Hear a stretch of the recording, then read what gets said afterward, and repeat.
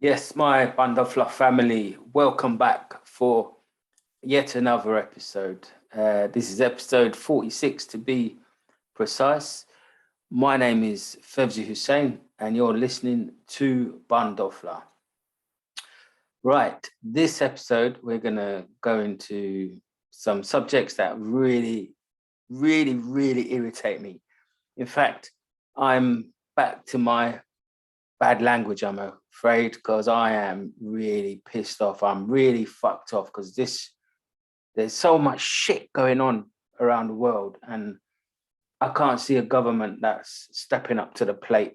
If anything, they're mashing things up even worse.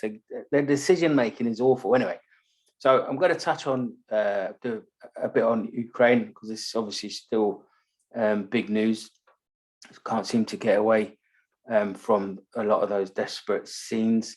The brilliant news, I think everyone needed a lift around Nazanin Zaghari-Ratcliffe, who was finally released from Iran. She's reunited with her husband Richard and her daughter Gabrielle after 6 years. Brilliant news, probably the best news of the year so far. And we're also going to touch on the case which has come to light in the last few days regarding child Q and the shocking, absolutely shocking events that are emerging around the Metropolitan Police again. And you do wonder with who's making these decisions, where a young black schoolgirl was strip searched in a classroom in Hackney. I'm not I'm not kidding you. That it's all in the news. People abroad will be listening to this thinking, "What the? I'm not kidding you." Anyway, we're going to come on to that because it's really sending shockwaves to a lot of parents, especially in the London area. So, like I said, I am in a bit of a foul mood, and that is because in the last 24 hours, there's been some utterly scandalous developments where 800 workers, 800 P&O ferry workers actually, have been made redundant by the P&O CEO, Chief Executive Officer, sacked on the spot, no notice, no indication, no consultation with the unions. And this was done via a message on the TV screen. It showed the workers sitting in their what looked like their staff canteen. And I don't want to swear, but the CEO basically said, "I'm sorry, you're all redundant with immediate effect. Go and piss off," effectively. Unbelievable. Honestly, in all my years as someone who's been involved in trade unions, I've seen some really shit industrial relations in my time, but that takes the award for outrageous behaviour by an employer. Our solidarity on Bandofla is 100% with the RMT and Nautilus International trade unions, whose members are involved in this. It's their members who have been sacked. 800 workers, 800 union members who have been sacked. It really is quite unprecedented. I don't recall anything like that happening, and that is why I'm really wound up. I don't, this fire and rehire bullshit, which we covered British Gas and how they treated British gas engineers. Our show was solid in our support for those workers, and a lot of them ended up losing their jobs because of this bullshit fire and rehire policy. The government's got to throw it away in the scrap heap. People can't. You don't have any job security if a company can get away with that. So we touched on the British gas situation, and now, unfortunately, it's now happened again with P&O. Those British gas engineers, by the way, stood resolute, to fight those detrimental changes to their terms and conditions. And as I said, hundreds ended up losing their jobs. So I'm going to, the Tories are all behind this. They can fix this like that, with a drop of a hat if they want to. But the bottom line is they don't want to do that because they really don't give a shit about working people and employment rights. They're quite happy for, the fat cats to get fatter, for people to get even more stinking rich. Their modus operandi is clear for everyone to see. Look, I'm afraid I've broken my no swearing rule in this episode, so I might as well carry on. But I think it is clear who is responsible for this scandal. But I'm going to touch on this and some other issues later on in this podcast. But this issue with the P&O needs a decent airing, because Bundoffler is really, really angry. And, there's families who are wondering what next, where's the money going to come from to pay their bills, to pay their mortgages and everything else. I honestly don't know. It's difficult to put into words. So anyway, there was a report in the Guardian newspaper on the P&O 800 redundancies. And the Guardian reported, adding that employers are legally required to consult workers during a statutory notice period before making them redundant. Those of you who are up on your employment rights will know this. It would appear by the reports that we've seen that P&O did not do this. So trade unions believe, certainly the RMT and Nautilus International, believe that its actions are likely to be unlawful.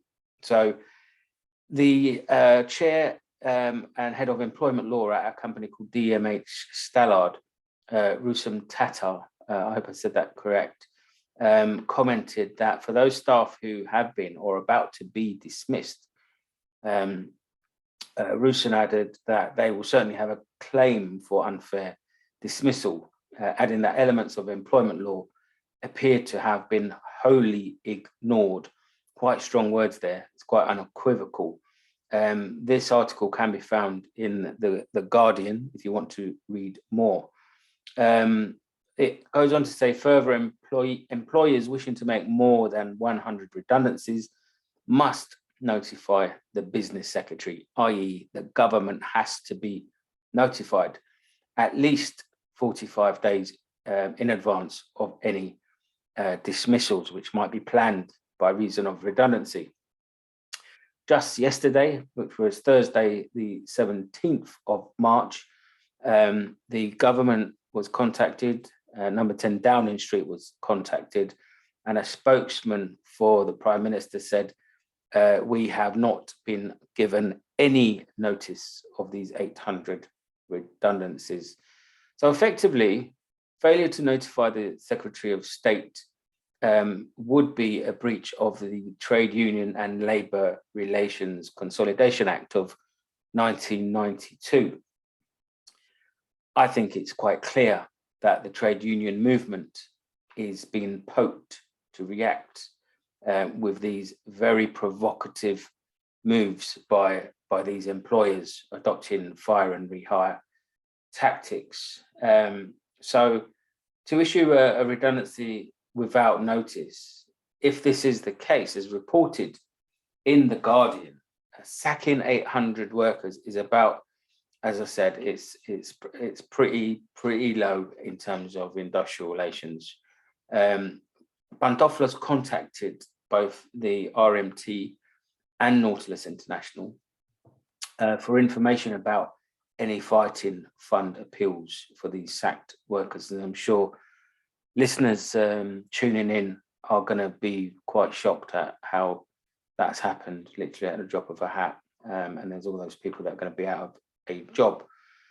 So when we get information on that, we will certainly share that. So, but we have to stand with them and let P&O Ferries know that what they've done is absolutely and completely unacceptable.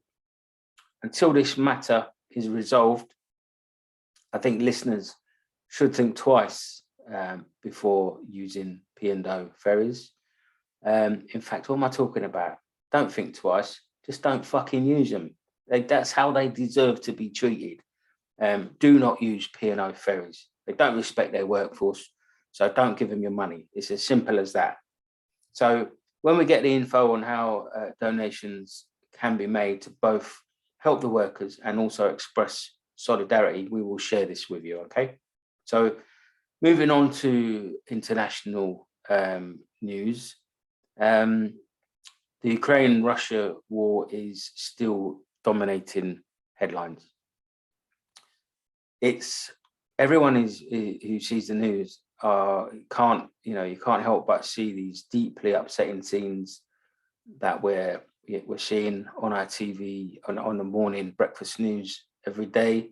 You go home from work, it's on the news, you see it, and I think it's as upsetting as it is. I do believe that, and I've said this before, our government has been its usual, and this is the UK Conservative government, it's been its usual incompetent self when trying to put a plan in for the Ukrainian refugees to come to the UK. They've had people, news reporters over in northern France, in Calais, and on one, in one report you hear Liz Truss and other ministers saying, yeah, we've got our people out in Europe who are, dealing with these queries, helping to deal with the admin. And GMTV goes out, and there ain't a dicky bird there. There's no one there. So it does look like it's more lies at the moment. We're over 3 weeks into the war, and there's hardly any Ukrainian refugees that have come into the UK. I don't know what the latest figure is with Poland and other countries, but I know Poland is probably approaching close to 2 million refugees. So it's more bullshit from this British government. It's just its position is not good, and it just shows what how capable they are not. There's also the issue of double standards on refugees. I'm sure that there was an issue. Certainly, I heard Priti Patel in Parliament say that Ukrainian refugees coming over will have access to UK benefits and they will be able to work. So I saw that and I thought, wow, that's really, that is good news. That's wonderful news. But I still kind of scratched my head because I was thinking, these aren't the same privileges that are extended to other refugees. So there's a blatant class system being applied here. So people who are coming on those really dangerous boats in the Channel, who happen to have darker skin, the vast majority, if not all of them, many happen to be Muslim, they are not being afforded these privileges. And you can't divide and rule when you have an issue around people seeking asylum. They all should be treated equally. And I think that if this is true, please, someone, if I'm wrong, get in touch with us and correct me. But I'm pretty sure I saw Priti Patel saying this just a few days ago. Now, one of my sources of inspiration at the moment is following certain Irish MPs and MEPs, Claire Daly MEP being one of them. She has made some absolutely barnstorming, brilliant interventions in the Irish Parliament. I believe also in the EU, in Brussels, and supported really well by many of her socialist Irish colleagues. And they have been highlighting exactly what I am saying now when we talk about the double standards. Now, one issue that I'm going to touch on now is yet another series of double standards. So these double standards are in relation to the alleged war crimes that the Ukrainian government and British government and many other governments around the world are citing, that the Russian army and the Russian prime minister may be responsible for committing. And the reasons cited by the media and the International Criminal Court is apparently looking at this, is that civilian areas are being bombed. Hello. When I saw that, I was like, okay, if that's a criteria for war crimes, and if there's bombs going into civilian areas in the Ukraine, then that probably does meet the criteria, if that is the criteria. I'm not an expert on that, but I'm just going by what I heard on the news. But then I thought, man, what are the people in like Syria thinking? What are the people in Mali thinking? What are the people in Yemen thinking? You know, look at Syria and what Assad and Putin did to those cities. There were cities, civilian areas, cities like Aleppo, cities like Idlib, cities like Homs, flattened, bombed the fuck out of. And I don't know, where's the conversation around war crimes? Again, to me, this smacks of outrageous double standards, and I'm sick of it. I'm really angry and frustrated at the fairness of how things are in this world. And I know it's almost the way of the world, and you know, how do we change it? That's the $1 million question. If I knew that, I would tell everyone the number for the lottery draw at the weekend. But yeah, it's, you know, if it is a war crime to bomb civilian areas, then, you know, Palestine, even when Israel is bombed as well by the indiscriminate missiles, but the people of Palestine and people of Yemen, Syria, where's the narrative that supports trying to hold people responsible for those outrageous acts against civilian people? So I'll leave you with that thought, and let me know what you think. If you think I'm talking sense, or if you think I'm talking crap, I'll be interested to hear. Bandofla would welcome your comments. So I touched on Nazanin earlier on, and I think listeners will agree that this is probably the best news story to come out in 2022, especially on the back of everything that everyone's been dealing with. Nazanin Zaghari-Ratcliffe is finally back in the UK, and has been reunited with her daughter Gabriella and her husband Richard. There's been some really heartwarming photos where Nazanin and her daughter have been making pizza together, and you know, they're just beginning to have those special moments that they've missed out on for the last 6 years. So Nazanin was held in Iran for 6 years, and her husband Richard was a brilliant campaigner, absolutely brilliant. But I think that, and a lot of people have been expressing this sentiment on social media, that you know, being held in Iran for 6 years, it should have never ever been anywhere near that amount of time that she was held. But again, unfortunately, it's well documented.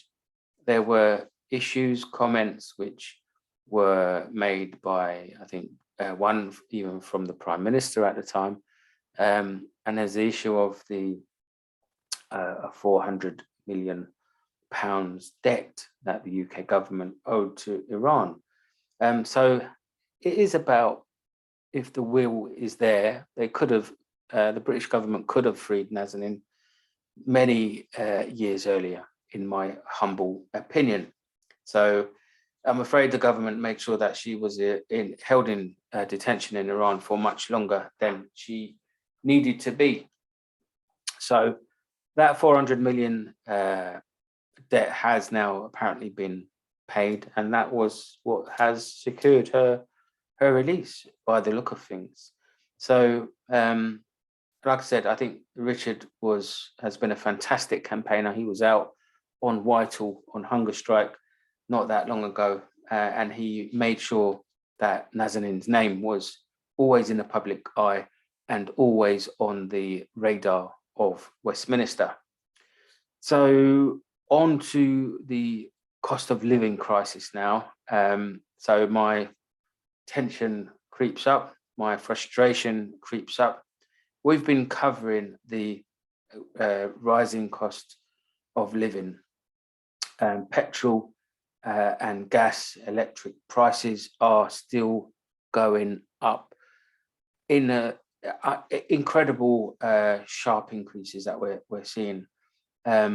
Customers have been, consumers have been contacting our podcast, and certainly a couple of cases which I'll share with listeners is that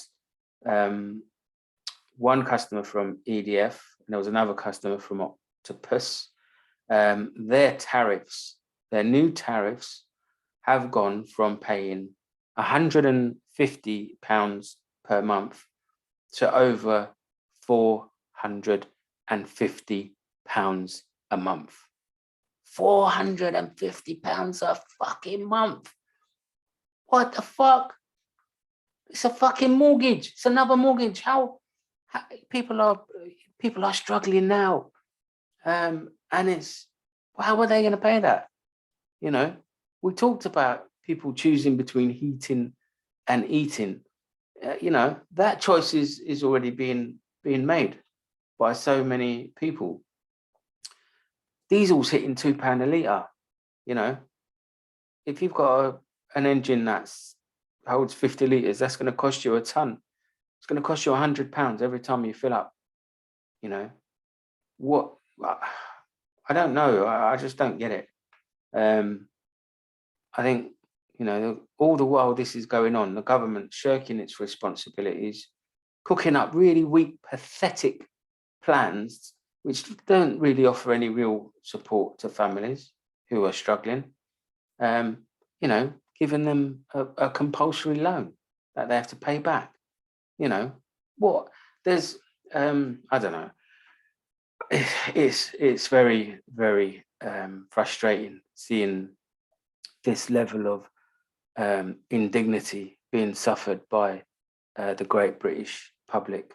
One listener contacted me and said she's dreading finding out what her new monthly payment will be. She does work. She works part-time, and she's got two young children, 2 kids. They're already avoiding putting the heating on. I mean, weather's picked up today, but it's still cold. It's still cold at night. So they're not heating their home. This is tragic stuff. She doesn't use her car because she can't afford the petrol. And the weekly visits to the food bank are a necessity, in her own words. The increase in the Bank of England base rate as well will see her mortgage rise, and this is going to pile on the pressure even more. And if you remember in the last episode, the head of the Bank of England was telling people, not to push for a pay rise in line with inflation. This is from someone who's earning over £500,000 a year. This is what I'm talking about. This is what state this country is in. There's the haves who are telling the have-nots to pipe down and just get by with what you're on. It reminds me of the old Turkish proverb, which I have shared on our Twitter page. I think it's a brilliant proverb. There was a forest which was shrinking. Every day the trees were being cut down, and the the forest trees were really angry with the axe, and the axe spoke to the trees and said, look, my handle is made from wood. I'm one of you. So therefore, please don't be angry with me. We're in this together. So the trees, accepted that the axe was doing something justified and cutting down the trees. It's a great proverb, and I think it sums up where we are with this British government. There's still some working class people that are voting Conservative. I don't get that. I really don't get that. I don't know. So, yeah, there was another listener that said their new tariff pricing plan was going to go up from 160 for dual fuel to over £450 a month. So this means that family is going to be paying around £5,000 a year for their home, to heat their home and to cook their food, as if they can afford to do that. So my question to you listeners, and again, for everyone listening abroad, this is the reality here in the UK. My question to the great British public is this: at what point do we as the public say, I've had enough? Can we as a collective be dragged any lower in terms of our own dignity? We've got a Chancellor of the Exchequer in Rishi Sunak, who is one of the richest people in the United Kingdom. I don't know what his actual wealth is, but he is one of the richest people in the UK, and he's kind of overseeing all these. It's overseeing the economy, and people are on the floor. It's scandalous. It really is an utter scandal. Maybe one day we'll wake up and realise what's going on. So I haven't even gone into Partygate yet. Hasn't all that gone really quiet? I bet Sue Gray can probably start going into a local supermarket and they won't recognise her because no one is talking about Partygate. I mean, does Boris think that when everyone was obeying the rules, not going to see their loved ones in hospital who are dying, or not being able to go to the graveyard, to the graves when their loved ones were being buried? Do you think, Boris, that people have forgotten? Do you think that they're stupid? Because Partygate isn't in the news anymore, and it's all gone quiet. But I can tell you something: the British people have not forgotten how you have let them down again and again. Your time will come, Boris. You will fall from grace, and that's going to be one massive fucking fall. That time will come. Right. I think I'm going to have to do some meditation at the end of this. This isn't good for my blood pressure. So yeah, in relation to the fuel, there's other EU countries that have put caps on the fuel increases, 4% cap. But again, we haven't done anything. We've cooked up these stupid loan plans, and people are gonna really, they are feeling the pinch. So I think what I would say, that on the parties that have taken place in Downing Street, Boris has to face the music, and the public will demand justice in relation to the lies, and for MPs to finally own up to thinking that they genuinely believed that they were above the law. No one is above the law. So just coming back to the Ukraine-Russia war, we've seen a huge fake news war narrative building momentum, and both sides, I think, are making completely conflicting claims. And I'll be honest with you, I find it difficult to know what to believe and what to dismiss. What we do know, however, is that Russian oligarchs, I can't even say that word, have been ploughing stupid amounts, huge amounts of money into the Conservative Party. And surely the Prime Minister will have some even more difficult questions. If you thought Partygate was tough, there is more difficult questions to come. The public want to know what on earth is going on, especially with this whole Ukraine Russia fiasco and the alleged involvement, if you can say that, in relation to how Brexit was done, because there's been all sorts of reports which indicate that the hand of Putin and Russia was also heavily involved in that process. So if you haven't seen it yet, the Line of Duty, which is a brilliant drama on BBC, they've done a spoof masterclass, and it's led by donkeys. They've just done another one, and it really is worth a look. It's all focusing on the Russian money aspect.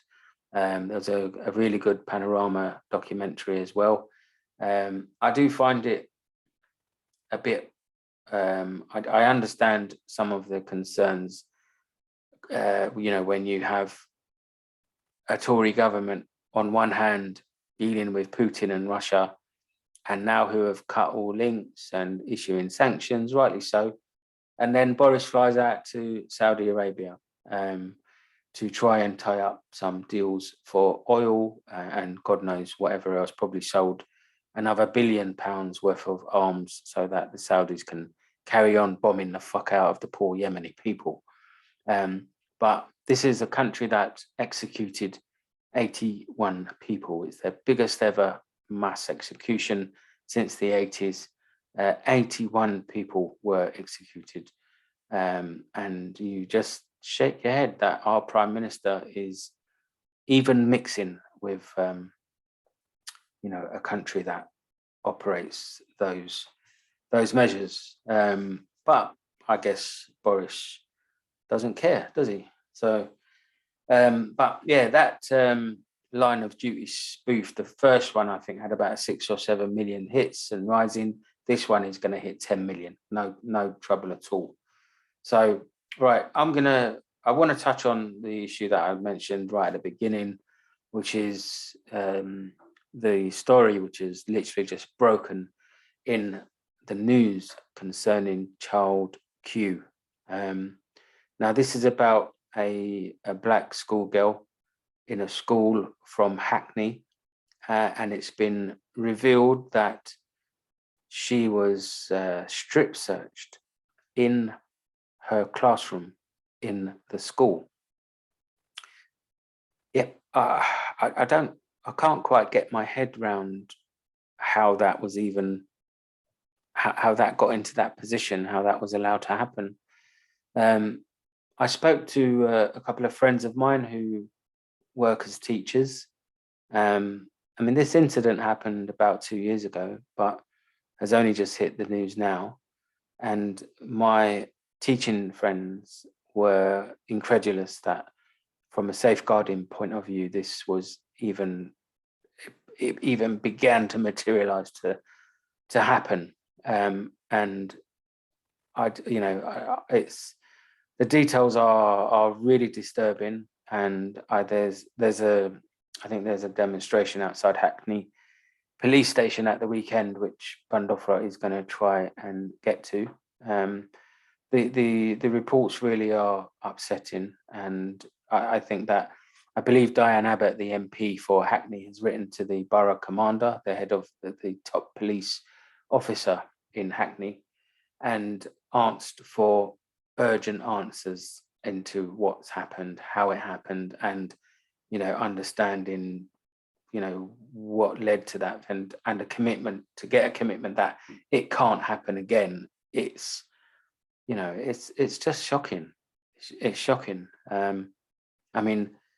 I've got a lot of friends in the police as well. I used to work for the Metropolitan Police. I had two or three really enjoyable years there. There's a number of police officers who do amazing work, but you just see some of the things that are going on. You know, the murder of Sarah Everard, and it turned out to be a serving police officer.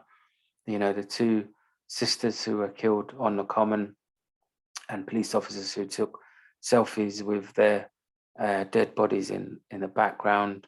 There's other police officers who are up on all sorts of charges linked to sexual assault.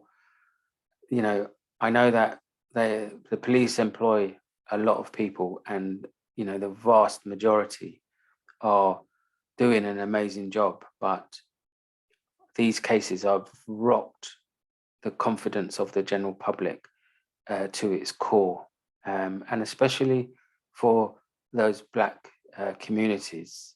You know, having the trust and confidence of those communities are key, and I'm afraid that it's I can't say that, you know, the police have our confidence. I honestly can't say that. I think that a lot of work needs to be done for that to be you know, built up again, especially after everything that's happened after Stephen Lawrence, you know, after Ricky Real. You know, these are very dark times for the Metropolitan Police, and Cressida Dick, Commissioner Cressida Dick, was recently relieved of her duties, and the Mayor Sadiq Khan has to make sure that he gets it right with this appointment, and also that there's a real change in culture in the Metropolitan Police, because it's really not good enough. Things have got to change. So, all right, lovely listeners, this has been quite deep, this episode. We've gone into lots of difficult subjects. Thank you for coming and listening, clicking on Bandofla and listening to me have a bit of a ramble. I think I'm going to need to play that clip where we do some breathing exercises. I said I was going to do a bit of meditation. I will, but I want to share something with you all, and some of my listeners will probably know where this is going. So yes, when you've got that pent up pressure and anxiety, it's good to try and get that out of the system. So I'm going to leave you with a clip which will play as soon as I stop this this part of the episode. So until next time, please keep safe. There's still issues with COVID. I heard there was something in the region of 200,000 plus cases, and there's a new Omicron variant doing the rounds. But again, our brilliant government aren't doing any daily briefings. It's all being brushed under the carpet. Over 1,000 people have died in the last 7 days in the UK from COVID, but hey ho, Boris and the Tories don't really care, do they? You can follow Bandofla on Twitter at _Bandofla, BANDOFLA. You can email me via podcastbandofla@gmail.com. And if you want to contact me direct via a voice message, go to the Anchor page where you'll have 60 seconds to say what you want to say in relation to any of our shows. And if there's any really good comments, we'll play them live on air. So I'm your host, Fevzi Hussain, and you've been listening to Bandofla. Now have a listen to that breathing technique expert who will follow after this short interlude. Love and peace.